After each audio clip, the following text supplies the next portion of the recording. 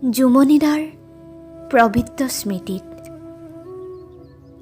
দীপজ্যোতি বৰদলৈ কথাৰে ককায়ো ঢোলটিয়েও আজি কান্দিছে।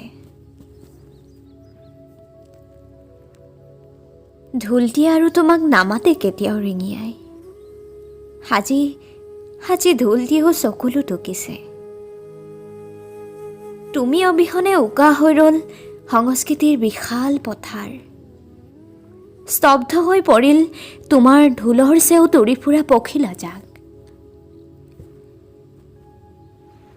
যাওঁ বুলিয়ে গ'লাগৈ তুমি, যি এবাৰো ঘূৰি চোৱাৰ প্ৰয়োজনবোধ নকৰিলা।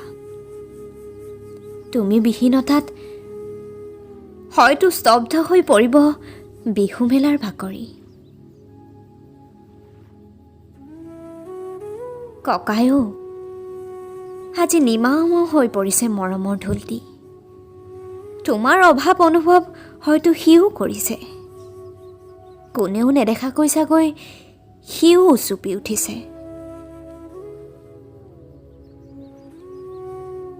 তুমি য'তেই নাথাকে কিয় মাথো কুশলে থাকা।